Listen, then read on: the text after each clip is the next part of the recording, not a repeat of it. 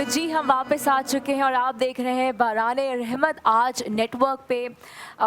जी तो अब हमारा जो ट्रांसमिशन का वो हिस्से पे हम पहुंच चुके हैं। इफ्तार का वक्त भी साथ साथ करीब आ रहा है और हम बड़ा लुक फॉरवर्ड कर रहे हैं कि हम अपना पहला रोज़ा इफ्तार करने वाले हैं।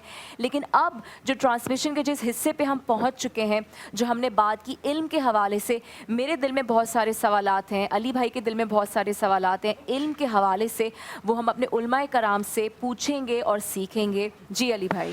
जी मैं भी एक बार फिर आप सबको वेलकम करता हूँ बाराने रहमत में। और बात हो रही थी इल्म की, तो चंद अशार हैं जो कि मैं ज़रूर आपके सामने पेश करना चाहता हूँ, क्योंकि आज टॉपिक हमारा इल्म है। हाँ तोहफ़ा कुरान है, कुरान है रमज़ान। हाँ तोहफ़ा कुरान है रमज़ान। एक बरकत ईमान है, ईमान है रमज़ान। इस माह में हर काम इबादत है खुदा की। इस माह में हर काम इबादत है खुदा की। क्या अजर का फैज़ान है, फैज़ान है रमज़ान। और किस दीन ने पाया है कोई ऐसा महीना, किस दीन ने पाया है कोई ऐसा महीना, बस मिल्लत इस्लाम की पहचान है रमज़ान। आज बड़ी खुश नसीबी की बात है कि हमारे साथ पैनल में मौजूद हैं सबसे पहले मुफ्ती इकबाल नक्शबंदी साहब। हम आपको वेलकम करते हैं एक बार फिर, काफ़ी सालों के बाद आपसे फिर शरफ़ हासिल हो रहा है मुलाकात का। बहुत बहुत शुक्रिया आपकी तशरीफ़ आवरी का।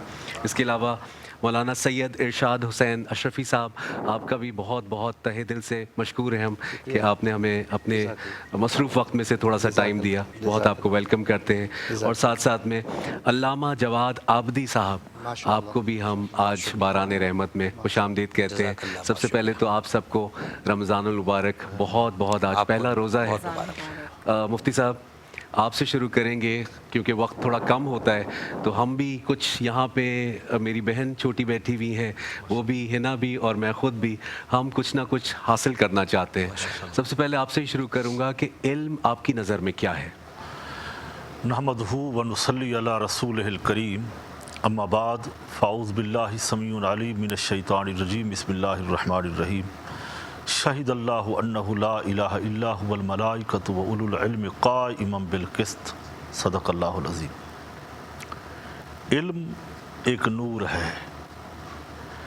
इल्म से पहचान होती है, यहाँ तक कि अल्लाह ताला की पहचान बग़ैर इल्म के नहीं होती। फिर इल्म वो इल्म यानी तलब करो कि जो इल्म अल्लाह ने अम्बिया को दिया है। जी। शैतानी इल्म से पनाह मांगो। शैतान बहुत बड़ा आलिम था, मगर उसके पास अदब नहीं था, तकब्बुर था, तकब्बुर, गरूर था। और हमारे असलाफ, हमारे बुज़ुर्गों ने ये लिखा है कि इल्म जो है वो अदब से मिलता है। जितना जिसके पास अदब होगा उतना उसके पास इल्म होगा। अगर उसके पास अदब का मेयार बुलंद है, वो बाअदब है, यानी बाअदब बानसीब, बेअदब बेनसीब, बिल्कुल, तो जितना वो बाअदब होगा उसके पास इल्म के ख़जाने मौजूद होंगे। फिर इल्म के दर्जे हैं।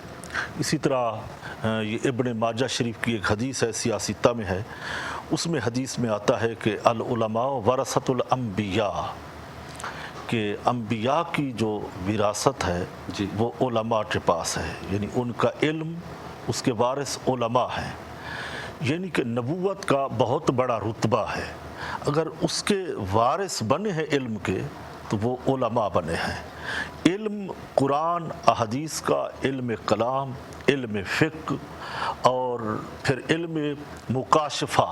ये इल्म मुकाशफ़ा जो है, ये मैंने लफ्ज़ इस्तेमाल किया है, ये सूफिया किराम की वो लुगत में पाया जाता है। मुकाशफ़ा, मुकाशफ़ा यानी कश्फ से वो जो देखते हैं, ये अंदर का बातनी इल्म है। ये रूहानियत का सिलसिला, ये रूहानियत का, तसव्वुफ़ का, सलूक का सिलसिला है, जिसको हम सालिक कहते हैं उर्फ़ आम के अंदर। तो लिहाजा इल्म के बहुत सारे दर्जे हैं। इल्म नाफ़े वो होता है, नफ़ा देने वाला वो होता है जिस पर अमल किया जाए। अगर इल्म है तो हम अमल नहीं करते तो वो इल्म भी बेकार हुआ। अगर इल्म नहीं है, उसके बग़ैर इबादत की जाए तो वो भी गुमराही है। यानी कि एक बंदा एक मसला सीखता है एक रात में, पूरी रात में, फ़ुक़हा किराम फरमाते हैं वो तमाम इबादत से अफजल है उसका एक मसला याद करना, सीखना। جو باقی رات میں ایک عابد زاہد اپنی عبادت میں نوافل میں گزارتا ہے، اور سیکھنے والا طالب علم یا علم حاصل کرنے والا وہ علم سیکھ رہا ہے، علم کو حاصل کرتا ہے۔ پھر نبی کریم صلی اللہ علیہ وسلم کی یہ بھی حدیث ہے ابن ماجہ شریف کے اندر کہ طلب العلم فریضۃ علی کل مسلم، جی کہ علم حاصل کرنا یہ مسلمانوں کے اوپر فرض رکھا گیا ہے، کہ فقہ کا علم سیکھنا، یہ نماز کے ضروری جو مسائل ہیں اس کا سیکھنا بھی فرض ہے۔ اس کے بغیر جو نماز کے مسائل ہیں وہ نہیں آتے ہوں گے تو نماز کہاں سے ہوگی؟ تو لہذا یہ ضروری ہے کہ ہم اس زمانے کے اندر جہاں ہم زندہ ہیں اور علوم سیکھتے ہیں دنیا داری کے لیے، تو وہاں دین کے لیے تو سب سے پہلے قرآن اور احادیث کا علم ہے، باقی علوم جو ہیں وہ بعد میں آتے ہیں، دنیا کے دیگر جو ظاہری علوم ہیں۔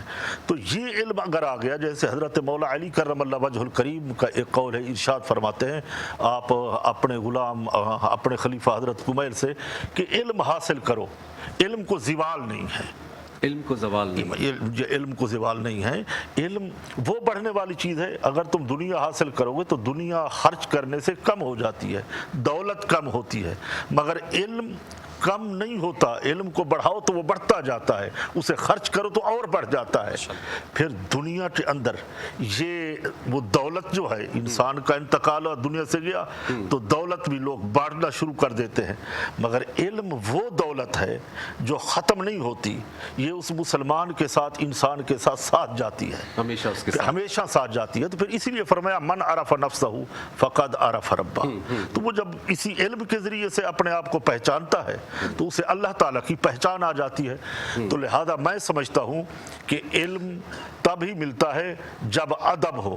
ہم اسی پروگرام سے پہلے ہم بیٹھے ہوئے تھے، باتیں ہو رہی تھی شاہ صاحب سے، تو اسی ادب کے اوپر ہی بات ہو رہی تھی، تو میں اس نتیجے تک پہنچا ہوں کہ جس کے پاس جتنا ادب زیادہ ہوگا اس کے پاس علم زیادہ ہوگا۔ سبحان اللہ مفتی صاحب، بہت ہی آپ نے بہت ہی مفصل اچھے طریقے سے ہمارے سننے والوں کے لیے سادہ الفاظ میں کہ اگر ادب ہے تو آپ کے پاس علم جو ہے وہ بہت اچھے طریقے سے پہنچ سکتا ہے۔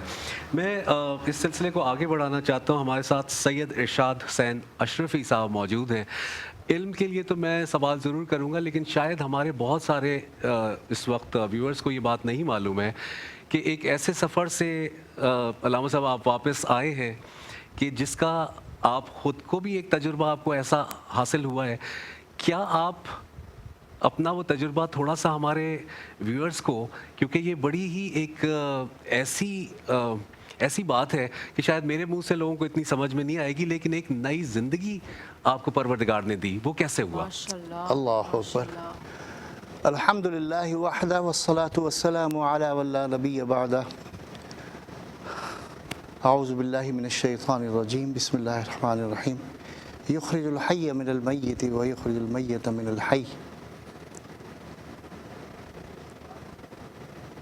پروردگار عالم نے قرآن مجید میں کچھ اپنے ہونے کی نشانیاں چند ایک بتائی ہیں۔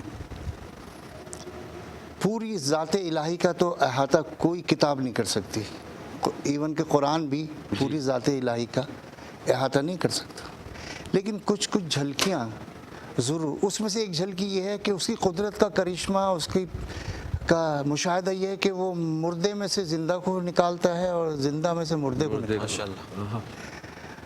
اب میرے ساتھ علاج کے سلسلے میں دنیا امریکہ بھاگتی ہے، میں اتفاق سے بیمار ہونے سے پہلے ہی امریکہ میں تھا، جی وہیں مجھے کووڈ ہوا اور کووڈ بھی بہت سیویئر ہوا، پھر 2.5 مہینے میں زیر علاج رہا، اس میں 18 دن وینٹیلیٹر، بالآخر جب بالکل مرنے کے قریب ہوا تو وینٹیلیٹر تو انہوں نے ڈال دیا، پھر وینٹیلیٹر بھی فیل ہو گیا اور انہوں نے یہ ڈکلیئر کیا کہ ناؤ یو آر ڈیڈ، اور میرے بیٹے کو کہا کہ ان کو دفن کا انتظام کریں۔ ڈاکٹرز نے کہا؟ جی ڈاکٹرز نے کہا، نیو یارک کے ڈاکٹروں نے کہا اچھا کہ اب ہم جو کچھ کر سکتے تھے کر لیا۔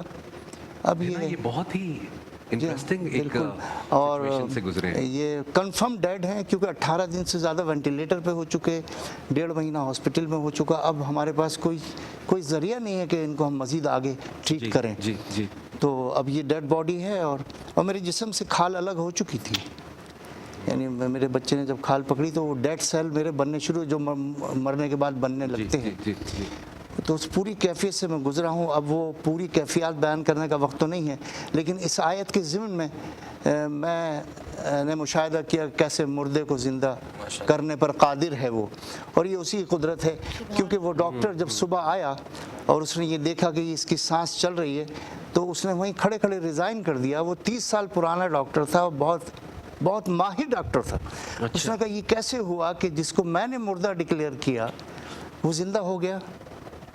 It's my fault. It's my fault. یہ میرے علم کے خلاف بات ہے کیونکہ وہ خدا کی قدرت کو نہیں مانتا تھا. اچھا, آپ کی اپنی جو کیفیت تھی اس وقت, یقیناً جو آپ بتا رہے ہیں کہ آپ کچھ محسوس کر پا رہے تھے یا یہ بعد میں آپ کو بہت ساری چیزیں؟ جی اس دوران بھی میں نے کافی سیر کی الحمدللہ, کافی لوگوں سے ملاقات ہوئی عالم ارواح میں. اب اس کا بیان بڑا مشکل ہے, لیکن وہ کیفیات بڑی عجیب ہے اس عالم میں کہ میں کہاں کہاں گیا, کیسے کیسے لوگوں سے ملا, اور سب چیزیں میرے پر گزری ہیں جو مرنے کے بعد ہوتی ہیں. اور وہ میں کبھی کبھی بیان کرتا ہوں, کچھ یاد آتی ہیں لیکن یاد سب ہیں. ان کو بھی سلام باران رحمت کی طرف سے کہ آج آپ لوگوں کا پہلا روزہ ہے, پہلی ہے ماشاءاللہ سے. اپنے نام بتانا پسند کریں گے, آپ کا کیا نام ہے؟ ارے نافیہ فاطمہ تو بہت پیارا نام ہے, ماشاءاللہ ماشاءاللہ. آپ کا نام؟ عتیق احمد. عتیق احمد. عتیق احمد, آپ نے سنا ہے کہ آج بغیر سحری کا ہی رکھ لیا روزہ؟ سلام ہے آپ کو, کیا بات ہے. آپ کو 2 ڈبے ملیں گے آج, فکر نہیں کریں. آپ کا نام کیا ہے؟ احمد رضا. احمد رضا. احمد رضا. گلا خشک ہو رہا ہے, بھوک زیادہ لگ رہی ہے؟ پیاس زیادہ لگ رہی ہے. بس تھوڑا سا دیر رہ گئی ہے, اس کے بعد تمہیں جامع شیریں کی طرف سے اور کوک کی طرف سے بہت سارے گفٹ ہیمپر بھی ملیں گے اور خوب سارا پینے کو ملے گا. ذرا سا بس برداشت کر کے رکھ لو. اور آپ کا نام کیا ہے؟ محمد عثمان رضا. محمد عثمان رضا, ماشاءاللہ, یہ بھی بہت پیارا نام ہے. اور یہ تو میری بیٹی جو ہے مجھے اتنی کوئی پیاری لگ رہی ہے. آپ کا بھی روزہ ہے ماشاءاللہ. آپ کا نام؟ ام ہانی. واہ, پہلا روزہ رکھ لیا. امی ابا نے منع نہیں کیا کہ ابھی چھوٹی ہو, تھوڑا سا دیر انتظار کر لو؟ آپ نے ضد کی کہ میں رکھوں گی؟ ضد کی تھی؟ سحری کی تھی؟ کیا کیا تھا سحری میں؟ سحری میں وہ کیا کہتے ہیں آپ بتائیں.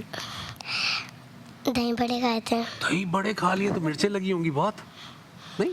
چلو کوئی نہیں, اب تھوڑا سا وقت رہ گیا ہے. خوب ساری کوک پئیں گے اور افطار کریں گے. جامع شیریں سے آپ کا جتنا بھی پیاس لگ رہی ہے نا سب ختم ہو جائے گی, میرا آپ یقین کر لیں, ٹھیک ہے؟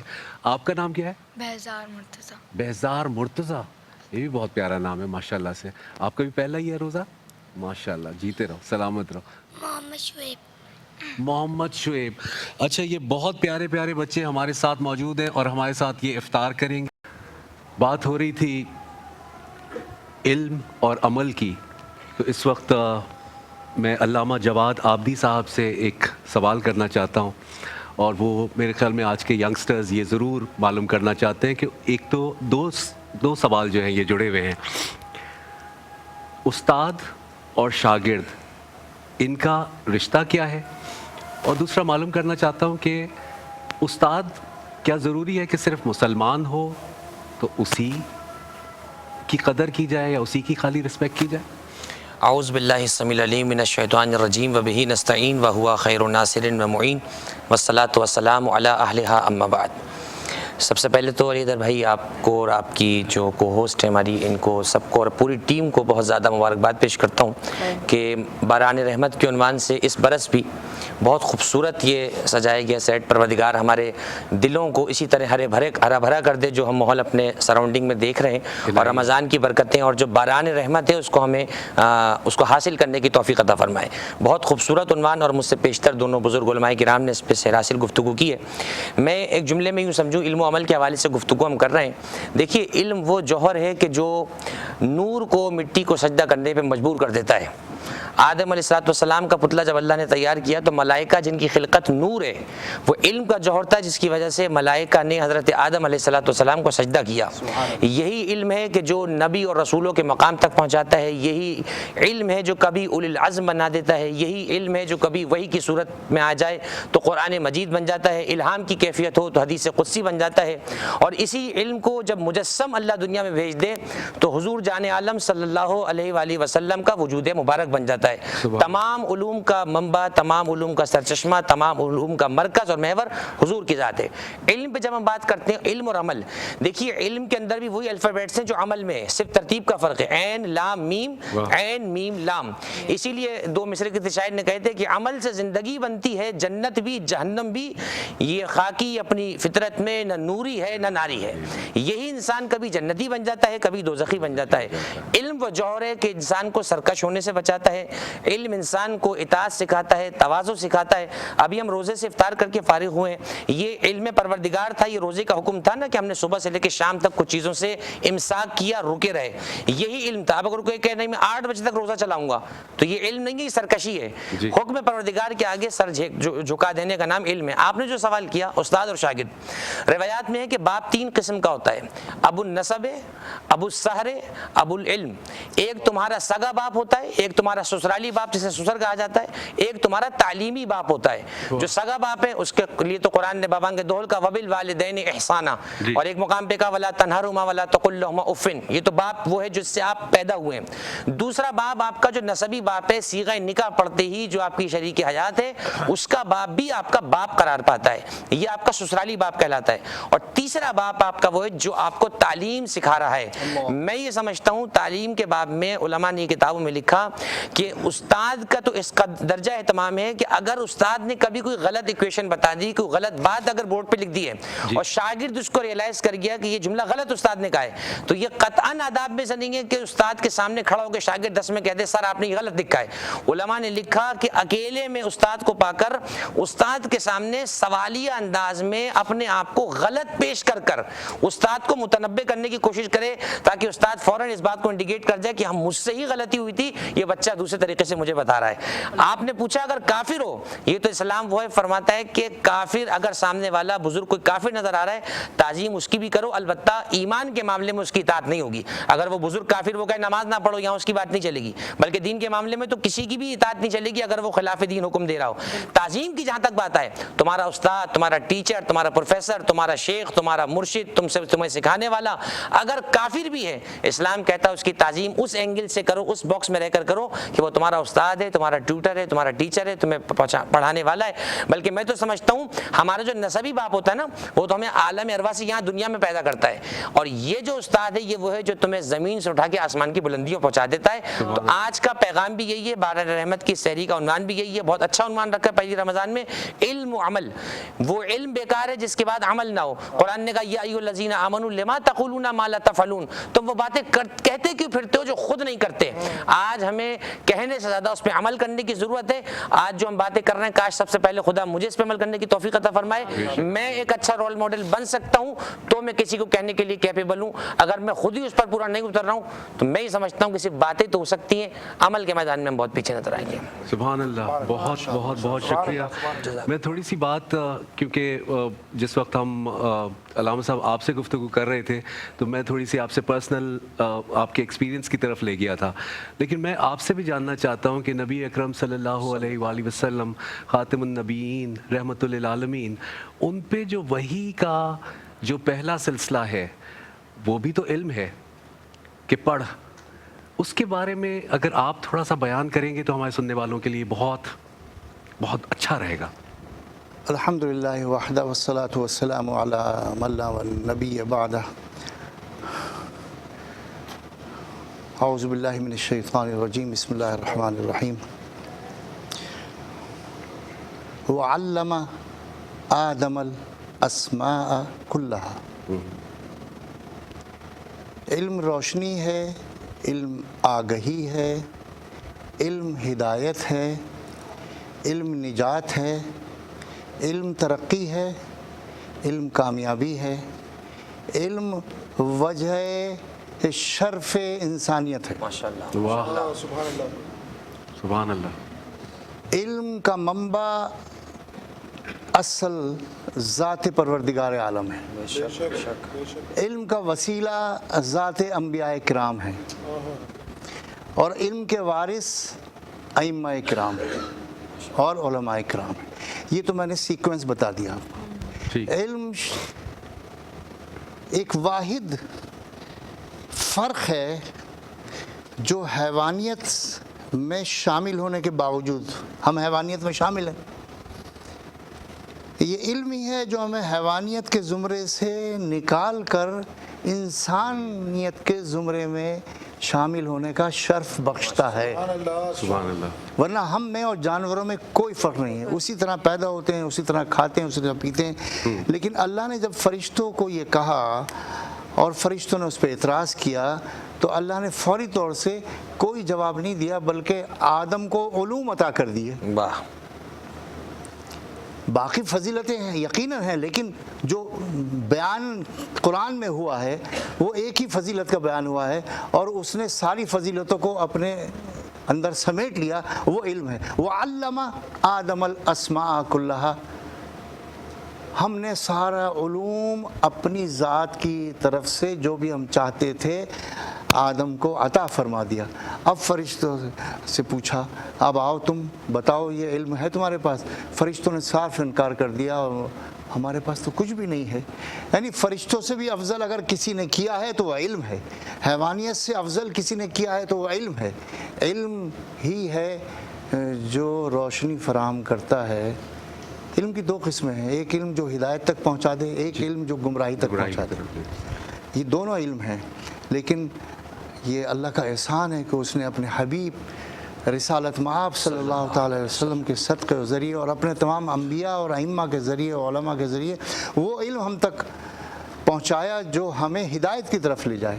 اس لیے ہم دعوت دیتے ہیں اسلام کی، دعوت دیتے ہیں دین کی۔ اس کی وجہ یہ ہے کہ ساری انسانیت محتاج ہے نجات کی اور کامیابی کی، اور وہ بغیر علم کے حاصل نہیں ہو سکتی۔ اب علم چاہے کہیں بھی ہو، وہ وراثت انبیاء کی ہے، چاہے وہ کسی یہودی ملک میں ہو یا عیسائی ملک میں ہو، دراصل اس کا منبع اور مخزن اور سورس وہ انبیاء کی ذاتی ہے، اور انبیاء نے حاصل کیا براہ راست ذات پروردگار عالم سے۔ اس لیے فرمایا کہ یہ علم جو ہے یہ مومن کی میراث ہے۔ واہ واہ، یہ اسی لیے کہا ہے، وہ کسی کے پاس بھی ہو، وہ گئی ہمارے پاس سے ہی ہے، یعنی انبیاء کے ذریعے پہنچی ہے، جس کے پاس بھی جو پہنچا۔ بے شک۔ میں ایک چھوٹا سا سوال اور مفتی صاحب آپ سے کرنا چاہوں گا، اور کیونکہ وقت ہمارے پاس بہت کم رہ گیا ہے۔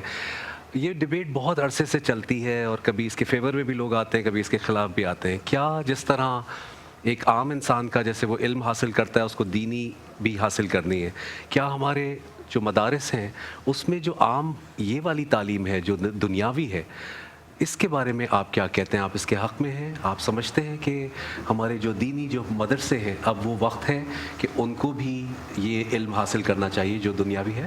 جی بسم اللہ الرحمن الرحیم۔ پہلے تو میں آپ کو اور آپ کی ٹیم کو مبارکباد پیش کرنا چاہتا ہوں کہ ہر سال کی طرح یہ پروگرام جو ہمارا یہ چینل چلاتا ہے، بس فرق اتنا ہے کہ ساقی کی عنایت جاری ہے، مہمان بدلتے رہتے ہیں، میزبان بھی بدل رہے ہیں، وہ یہی باتیں ہوتی ہیں میزبان بھی بدل رہے ہیں، تقریباً۔ مہمان بھی بدل رہے ہیں۔ اب یہ مسئلہ ہے جہاں تک تعلیم کا، تو وہ یہ دور جدید کی جو تعلیم ہے، عصری تعلیم، ہم اس کے حق میں ہیں۔ ہمارے مدارس کے جو بورڈ ہیں، وفاق المدارس، تنظیم المدارس، یہ ان کے اندر یہ دور جدید کی جتنے علوم ہیں یہ سب پڑھائے جاتے ہیں، چاہے وہ انگلش ہے، ریاضی ہے، جو بھی ہے۔